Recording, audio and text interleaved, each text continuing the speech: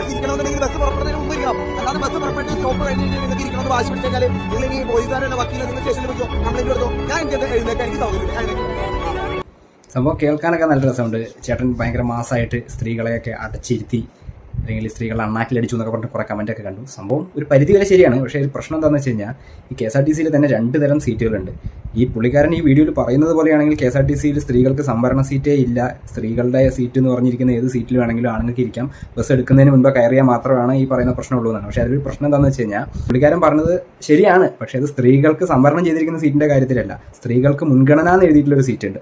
ആ സീറ്റിൽ ഈ പറയുന്ന പോലെ സ്ത്രീകൾ വണ്ടി എടുക്കുന്നതിന് മുൻപ് കയറി ഇരിക്കാനുള്ള ഇതേ ഉള്ളൂ. അത് കഴിഞ്ഞ് ആണുങ്ങൾ ഇരുന്ന് കഴിഞ്ഞാൽ പ്രശ്നമൊന്നുമില്ല, എണീപ്പിക്കാൻ മാറില്ല. പക്ഷേ KSRTC എന്ന് മാത്രമല്ല എല്ലാ ബസ്സുകളിലും 25% സീറ്റുകൾ സ്ത്രീകൾക്ക് സംവരണം ചെയ്തിട്ടുള്ളതാണ്.